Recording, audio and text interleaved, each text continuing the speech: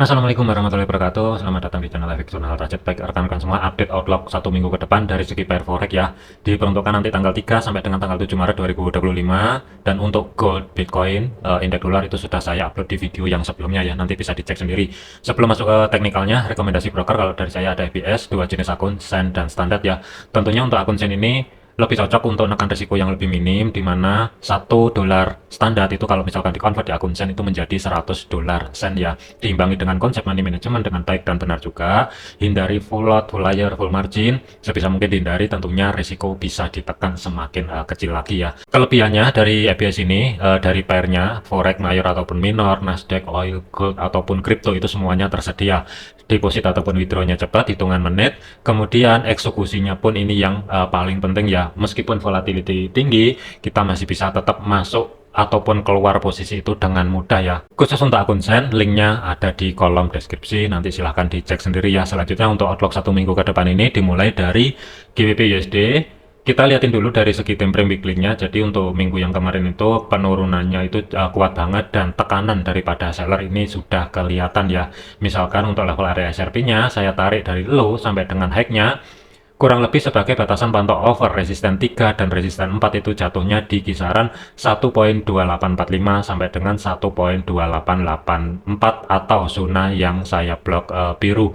Kemudian resisten 2-nya 1.2767, resisten pertama 1.2689 atau 1.2700 sebagai psikopress levelnya. Kemudian hati-hati di zona tengah atau sebagai pivotnya itu jatuh di kisaran 1.2637 dengan batas atasnya berada di 1.2656 dan batas bawah 1.2617. Support pertama 1.2585, kemudian support 2-nya 1.2500 sebagai psikopress levelnya. Kemudian batasan pantau over misalkan GBP USD ekstrim ke dorong ke bawah, yang akan menjadi fokusnya adalah support 34, 1.2429 dan 1.2389. Kalau kita lihatin dari segi time frame satunya, untuk open market besok ini GBP USD itu diawali di bawahnya support pertama weekly atau saat ini berubah fungsi sebagai level area resisten. Jadi hati-hati misalkan untuk GBP USD minggu depan ini kehilangan low di minggu yang sebelumnya atau sebagai block orange bagian bawah 1.2559, ada kecenderungan antisipasi next targetnya berada di support 2 weekly, tetapi kemungkinan tidak akan langsung ya.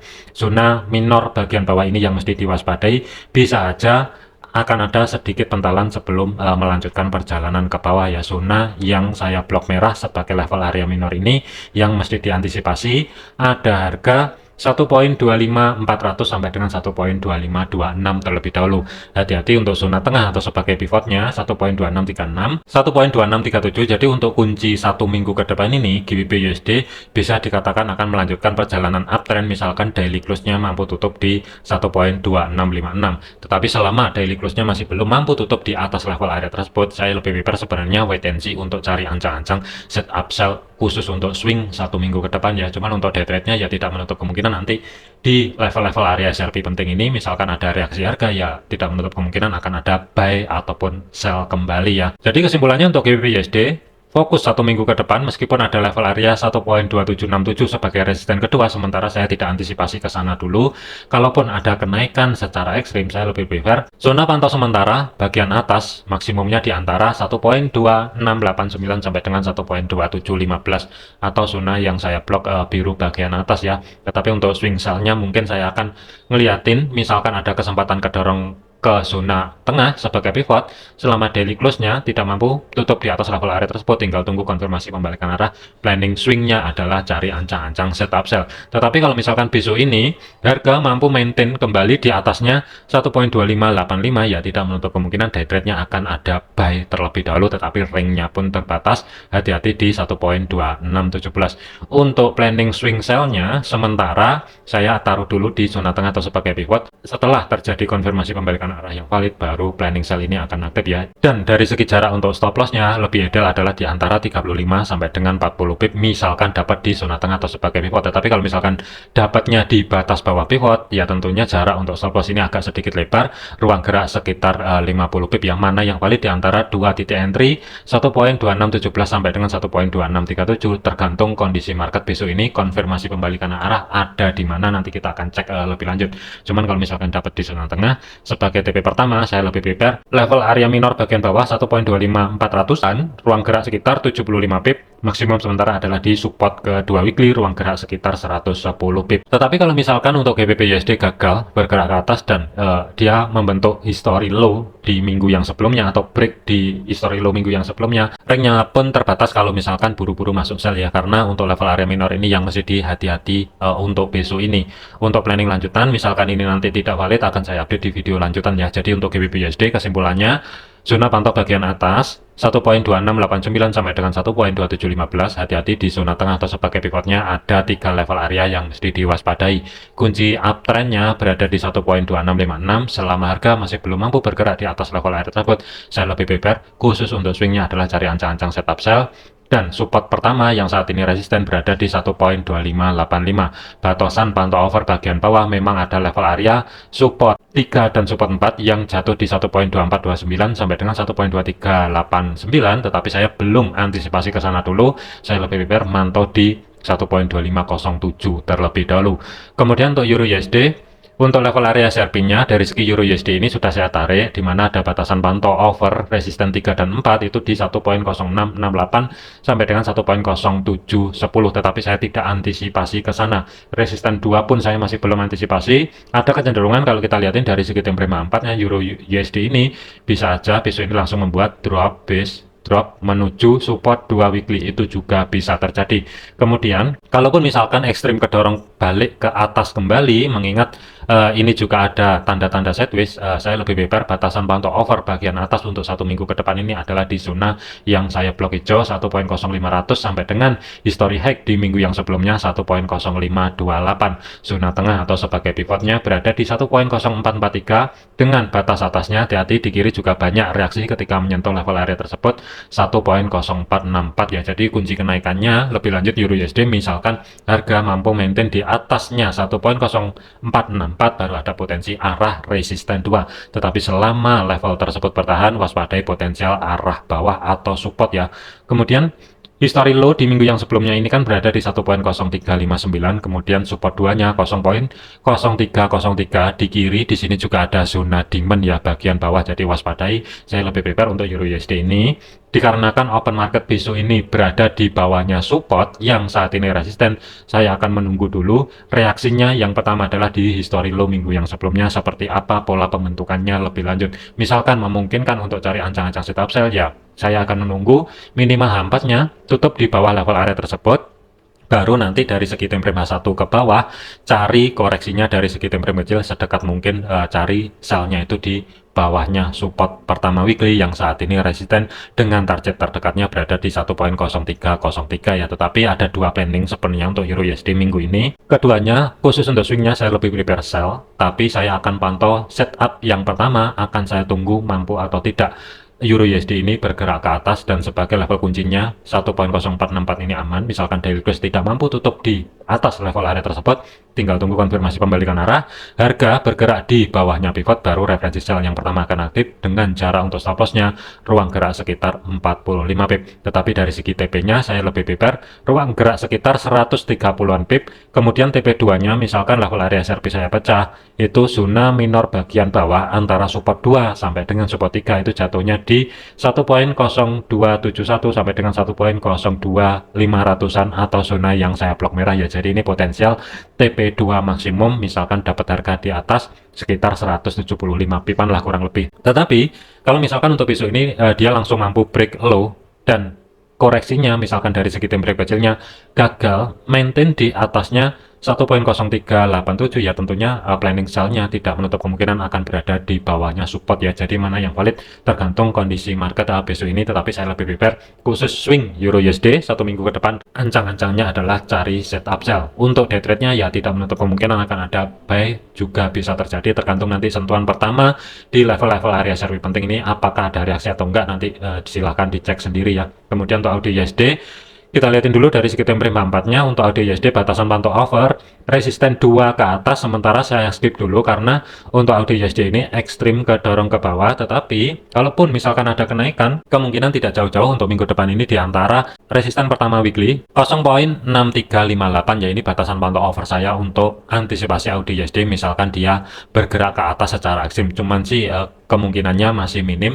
Dan untuk zona tengah atau sebagai pivotnya, hati-hati ada harga 0.6300 sebenarnya kalau dibulatin, atau sebagai physical price levelnya dengan batas atasnya itu berada di 0.6317 dan batas bawahnya itu berada di 0.6267 ya. Untuk minggu yang kemarin tuh kuat banget penurunannya. Open market besok ini itu berada di bawahnya support yang saat ini berubah fungsi sebagai level area resisten 0.6225. Tidak menutup kemungkinan bisa aja AUD/USD ini sedikit ayunan ke atas, retest level area support, misalkan aman bisa aja langsung ke support 2 weekly. Tetapi kalau misalkan gagal dan bergerak ke atas, tetap waspadai karena porosnya atau zona tengah sebagai pivot weekly-nya di 0.6300 sebagai physical price levelnya sebelum AUD/USD lanjut ke bawah ya. Ada dua setup untuk swingnya, saya lebih prepare cari ancang-ancang setup sell semua khusus swing. Day trade-nya ya tidak menutup kemungkinan sama kayak pair lain ya, bisa dimanfaatkan juga untuk buy, tergantung nanti kondisi market di besok ini ya. Sementara khusus swingnya saya taruh dulu di sedikit bawahnya pivot dengan jarak stop loss agak sedikit lebar, ruang gerak sekitar 45 pip. Tetapi dari segi TP-nya pun saya lebih prepare history low di minggu yang sebelumnya ini sebagai TP pertama 90 pip, TP kedua itu ruang gerak sekitar 150 pip ya. Ini misalkan ada kesempatan AUD/USD kedorong ke atas menuju zona tengah atau sebagai pivotnya. Tetapi kalau misalkan tidak mampu, planning swing sell-nya ya tidak menutup kemungkinan akan bergeser ke bawah. Abaikan jika harga nanti bergerak ke atas ternyata tidak mampu menuju level area 0.6267, tentunya setelah ada konfirmasi pembalikan arah, harga mampu maintain kembali di atasnya 0.6225 baru referensi sell yang kedua ini akan aktif ya. Misalkan saya gambar untuk planning yang kedua, kurang lebihnya cari di sini, abaikan terlebih dahulu, jangan langsung dipakai selama belum ada konfirmasi pembalikan arah yang valid ya. Bisa aja nanti dia ngambil level area minor bagian atas di sini juga bisa terjadi. Tetapi saya lebih prepare misalkan kejadian ya, saya akan nunggu konfirmasi pembalikan arah, harga bergerak balik di bawahnya support pertama weekly, baru referensi yang kedua ini akan aktif. TP pertamanya di support 2 sekitar 90-an pip, TP kedua itu kurang lebih di kisaran level area minor yang berada di 0.6075 pembulatan ya, ruang gerak sekitar 140-an pip. Kemudian untuk USD CAD, pergerakan untuk USD CAD dari segi level area service sudah saya tarik. Batasan pantau over bagian atas itu di kirinya juga ada history high yang sebelumnya ya, di tanggal 3 Februari kemarin lah kurang lebihnya. Ada harga 1.4782 sampai dengan 1.4700. Kemudian resisten 2-nya itu ada harga 1.4566 dan resisten pertama yang saat ini support itu berada di 1.4422. Kunci untuk USD CAD itu selama harga daily close-nya belum mampu tutup di batas bawahnya pivot 1.42900-an, idealnya khusus untuk swing adalah cari ancang-ancang setup buy. Tetapi day trade-nya ya tidak menutup kemungkinan bisa dimanfaatkan misalkan harga turun ke bawah, terkonfirmasi di bawahnya 1.4422, sell terlebih dahulu juga nggak masalah. Tetapi ini khusus untuk day trade-nya, ring-nya pun terbatas untuk TP-nya ya yang berada di 1.4362 misalkan terjadi. Dan untuk bagian bawahnya saya masih belum mau bahasin ya, jadi antisipasinya kurang lebih misalkan ekstrim kedorong ke bawah, sementara fokusnya berada di support pertama weekly sampai dengan history low di minggu yang sebelumnya terlebih dahulu ya, yang berada di 1.4231 sampai dengan 1.4183. Misalkan saya gambar untuk planning buy-nya ya, tidak menutup kemungkinan bisa aja ini nanti bergerak ke atas, break high di minggu yang sebelumnya, koreksi ke bawah baru lanjut ke atas, itu juga bisa terjadi. Atau dia ngambil zona tengah atau sebagai pivotnya, baru ada potensi kenaikan juga bisa terjadi ya.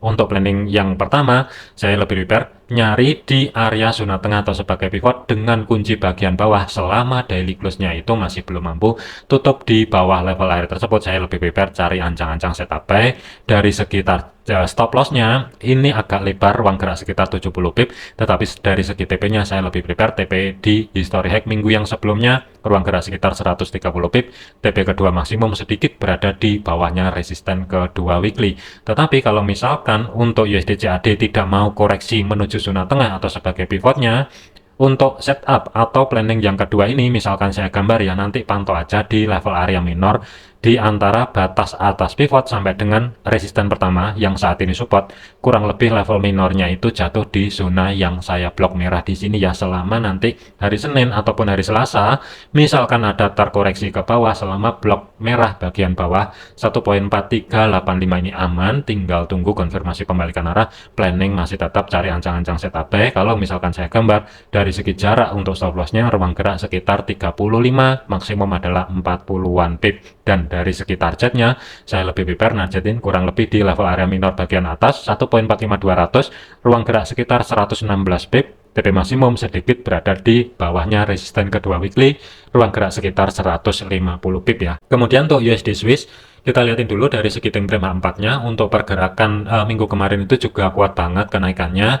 Open market besok ini itu berada di atasnya resisten pertama yang saat ini support. Di kiri ada zona demand terdekat yang menumpuk dengan batas atas pivot berada di 0.8988 ya, kunci penurunan ekstrim. Lebih lanjut misalkan daily close-nya mampu tutup di batas bawah pivot baru ada peluang kemungkinan arah support, tetapi selama 1 minggu ke depan ini sebagai batas bawah pivot yang berada di 0.8957 ini aman. Tentunya hati-hati waspadai potensial arah atas. Zona pantau bagian atas 0.9138 sampai dengan 0.91700 ini sebagai batas pantau over minggu depan ya, R3 dan R4. R2-nya itu berada di 0.9076, di kiri juga ada zona supply dan bekas-bekas support resisten, dan untuk zona tengah atau sebagai pivotnya itu 0.8973 ini yang akan menjadi antisipasi Senin ataupun Selasa untuk minggu depan ini ya. Untuk planning saya lebih prepare cari ancang-ancang setup buy, tetapi kita lihatin dulu dari segi time frame satunya. Untuk level area minor ini saya pecah dulu di antara history high minggu yang sebelumnya sampai dengan resisten kedua weekly. Level area minor itu jatuhnya di zona yang saya blok merah 0.90500 sampai dengan 0.9061, kurang lebih ada di sini level area minor. Tidak menutup kemungkinan nanti misalkan USD Swiss hari Senin dia terkoreksi dulu ke bawah, di kiri ini juga ada zona demand, jadi saya lebih prepare swingnya sebagai level kunci misalkan aman, tinggal tunggu konfirmasi pembalikan arah, baru referensi buy itu nanti akan ada setelah harga ada konfirmasi pembalikan arah bergerak atau tidak mampu di bawahnya zona tengah atau sebagai pivot ya. Bisa cari di antara dua level di sini untuk planning buy-nya, antara 0.8973 sampai dengan 0.8988 lah. Mana yang valid nanti tergantung kondisi pola pembentukan market lebih lanjut untuk Senin Selasa itu seperti apa ya. Jadi kesimpulannya sih planning swingnya itu tetap saya lebih prepare cari ancang-ancang setup buy, tetapi ini saya taruh di sini dulu, tidak menutup kemungkinan bisa aja bergeser ke atas ya. Dan dari segi jarak stop loss-nya saya lebih prepare 30 pip. Dari segi TP-nya kurang lebihnya level area minor bagian atas ini ruang gerak sekitar 70 pip, TP kedua maksimum ruang gerak sekitar 95 pip, sedikit berada di bawahnya resisten kedua weekly ya. Misalkan untuk besok ini dia mampu bergerak di bawahnya 0.9014 misalkan valid ya, tidak menutup kemungkinan nanti akan cari ancang-ancang setup sell terlebih dahulu, tetapi dari segi TP-nya itu terbatas karena konteksnya hanya day trade. History high yang ada di sini ini yang akan menjadi TP terdekatnya maksimum berada di batas atas pivot. Kemudian batas bagian bawah sebagai overnya saya lebih prepare support pertama weekly ini yang akan menjadi zona pantau maksimum 1 minggu ke depan 0.8931. Selanjutnya adalah untuk USD Yen. Pergerakan untuk USD Yen harga ini kita lihatin dulu dari segi time frame H4-nya. Untuk minggu yang kemarin juga kuat ke dorong ke atas, tapi konteksnya kalau kita lihatin dari segi time frame H4 sebenarnya ini fase koreksi yang diambil dari high kurang lebih ada di sini dan low-nya itu berada di sini ya. Jadi ini fasenya adalah koreksi dari segi time frame H4 ke bawahnya. Kemudian yang akan menjadi zona pantau misalkan USD Yen misalkan ke dorong ke bawah, saya lebih prepare sementara adalah 148 atau 14900 sebagai psikopress levelnya sampai dengan 148.500 ini yang akan menjadi zona pantau over misalkan dia turun balik ke bawah. Open market itu berada di resisten, waspadai zona tengah atau sebagai pivot, kunci penurunannya berada di 149.47. Selama level area tersebut aman, hati-hati waspadai potensi arah atas. Tetapi kalau misalkan kehilangan 149.47 bisa aja dia bergerak dulu ke dorong ke level area support, baru di sini sebagai penentunya apakah ketahan di antara history low minggu yang sebelumnya sampai dengan support pertama weekly baru ada kenaikan atau justru break, membuat konfirmasi bagian bawah, koreksi, dan lanjut ke bawah ya. Jadi hati-hati untuk USD Yen. Saya lebih prepare sebenarnya mempertahankan cari ancang-ancang setup buy, tetapi saya akan menunggu terlebih dahulu. Misalkan ada kedorong ke bawah, zona tengah atau sebagai pivot ini yang akan saya pantau. Misalkan ada konfirmasi pembalikan arah di level area tersebut, ya tidak menutup kemungkinan planning akan ada untuk buy-nya, tetapi dari segi jarak stop loss-nya itu ruang geraknya agak lebar ya, karena ini kelihatannya kecil tapi volatility-nya lumayan besar, 65 pip kurang lebihnya. Dan dari segi TP-nya saya lebih prepare TP pertama history high minggu yang sebelumnya, TP keduanya hati-hati di kiri ada zona supply, ruang gerak sekitar 195 pip ya, misalkan dapat di zona tengah atau sebagai pivotnya. Cuman untuk day trade-nya manfaatkan level-level area SRP penting yang ada di sini. Misalkan ada konfirmasi penerusan harga atau konfirmasi pembalikan arah dari segi time frame modelnya, ya bisa dimanfaatkan untuk buy ataupun sell. Biasanya sentuhan pertama pasti ada reaksi ya, jadi hati-hati, sesuaikan juga dengan planning ataupun analisa masing-masing. Jadikan video ini sebagai referensi, jangan dijadikan sebagai patokan. Segala keputusan risiko menjadi tanggung jawab masing-masing. Jangan overload, jangan overtrade, tetaplah untuk disiplin. Terima kasih, sampai jumpa di video yang selanjutnya.